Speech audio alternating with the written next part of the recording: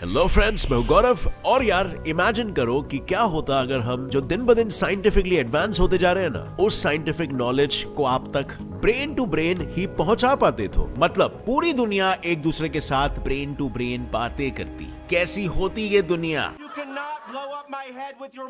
Sort of like a big web of telepathy. Well, मुझे तो लगता है कि हम एक काफी एडवांस सिविलाइजेशन हो जाते हैं, इतने एडवांस कि हम शायद आज अलग अलग ग्रह पर घूम रहे होते हैं। जैसे फॉर एग्जांपल वीनस, जहां हम सिर्फ अंधेरा महसूस करने जाते हैं क्योंकि वीनस की सरफेस से सन दिखता ही नहीं है। क्या आपको ये पता था? पर आखिर इसकी क्या वजह है? और बाकी के दूसरे प्लैनेट्स पर से सूरज कैसा दिखाई देता होगा? क्या कभी आपने ये सोचने की कोशिश की है? चलो इन्हीं सारे सवालों के साथ, जिनका जवाब मैं आपको आगे देने वाला हूँ, हम शुरू करते हैं हमारा आज का आस्क जीएसएफ वीडियो। और आज का हमारा पहला सवाल है, what if we could communicate from brain to brain? Doctor Michio Kaku, जो स्ट्रिंग फील्ड थियरी के को फाउंडर रह चुके हैं, उन्होंने एक रीसेंट इंटरव्यू में ये कहा कि इंटरनेट का ग्लोबल एंटिटी बनना already brain to brain communication की ओर इंसान का पहला कदम है। Because we're at the point now where we can actually connect computers to the living mind. और इसके बाद जो इंसान का अगला कदम होने वाला है वो है ब्रेन नेट। पर वो इतना दावे के साथ ऐसा कैसे बोल पा रहे हैं? उन्होंने ये इतने दावे के साथ इसीलिए कहा क्योंकि आज हमारे पास ऑलरेडी ऐसी टेक्नोलॉजी है जो एक इंसान के थॉट्स दूसरे इंसान तक पहुंचा सकती है। फॉर एग्जाम्पल ईईजी और टीएमएस। पर इससे पहले कि हम उस पर और ज्यादा रोशनी डालें, क्यों ना पहले ये जान लिया जाए कि हम सभी के पास ब्रेन टू ब्रेन कम्युनिकेट करने की अगर एबिलिटी आ जाए तो ये दुनिया आखिर कैसी होगी? अब देखो, हमारा ब्रेन जो है ना, वो रोजाना तकरीबन 50,000 ख्याल बुनता है, पर उन ख्यालों को जुबान या उंगलियों तक लेके जाने में बहुत टाइम चला जाता है। तो अगर हम सभी आपस में ब्रेन टू ब्रेन कम्युनिकेट कर पाए तो जो सबसे पहली चीज होगी वो ये होगी कि लाइफ बड़ी सिंपल हो जाएगी। अब आप बोलोगे कि वो यार कैसे? तो सोचो कि आप एक टीम में काम कर रहे हो। अब टीम वर्क में जो सबसे बड़ी दिक्कत आती है वो है अपने टीम लीडर के विजन को समझना, जिसमें बहुत टाइम चला जाता है और आर्ग्यूमेंट्स होने के भी चांसेस होते हैं। पर सोचो अगर टीम लीडर अपना विजन सीधा आपके दिमाग में प्रोजेक्ट कर पाए तो पूरी टीम मिलजुल कर काम कर पाएगी उस प्रोजेक्टेड विजन पर, वो भी मैक्सिमम एफिशिएंसी के साथ। वेल, क्या हुआ? ये सुन के इंप्रेस नहीं हुए? अच्छा कोई बात नहीं, चलो ये सुनो, कैसा लगेगा अगर आपके बोरिंग फिजिक्स टीचर आपको अपने ख्यालों की मदद से ही सारे कॉम्प्लेक्स कॉन्सेप्ट्स डेमोन्स्ट्रेट करके दिखा पाए और आप फिजिक्स के बाप बन जाओ? अब लगी ना ये टेक्नोलॉजी इंटरेस्टिंग? पर ये टेक्नोलॉजी कितनी ही इंटरेस्टिंग क्यों ना हो, कुछ लोगों के मन में इसे अपनाने की हिचकिचाहट तो जरूर होगी कि कहीं इससे हमारे सीक्रेट्स सबके सामने ना आ जाए। पर ऐसा होने के चांसेस ही नहीं है। अब आप खुद ही सोच के देखो, आप जब किसी से कम्युनिकेट करते हो तो सिर्फ वही बातें जुबान पर लाते हो जो आप सामने वाले इंसान को बताना चाहते हो, है ना?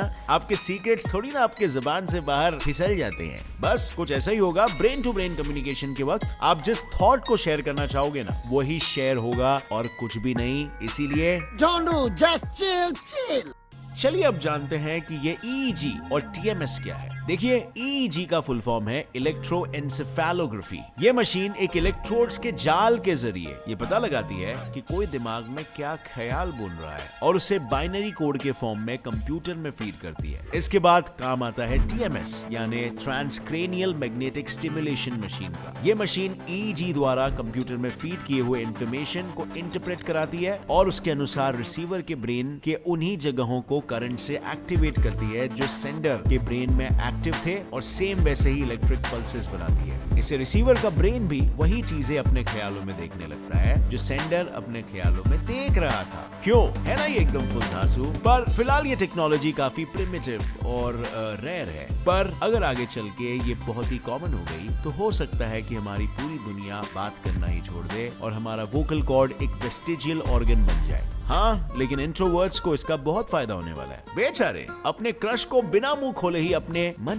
की बात बता पाएंगे। खैर, अब चलते हैं हमारे फाइनल क्वेश्चन की ओर। यहाँ तक आप सभी ने काफी ज्ञान पेला है। So yeah, fourth question, what would the sun look like from Venus and other planets?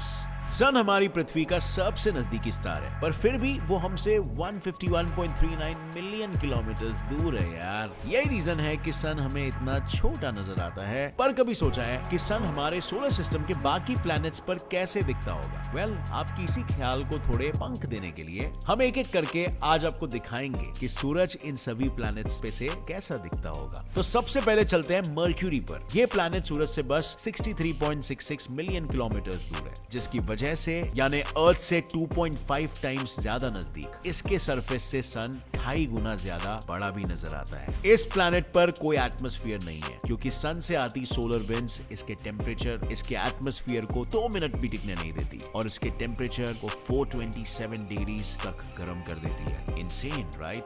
Well, अब चलते हैं वीनस पर। यह सूरज से 108.45 मिलियन किलोमीटर दूर है और काफी घने CO2 यानी कार्बन डाइऑक्साइड के एटमॉस्फेयर से कवर्ड है, जो इसके सरफेस टेम्परेचर को 462 डिग्रीज तक पहुंचा देता है। पर साथ ही वहां से सूरज को देखना भी नामुमकिन बना देता है। और इसीलिए हमारा यहाँ पे क्या काम? चलिए चलते हैं हमारे अगले प्लैनेट पर यानी कि मार्स पर।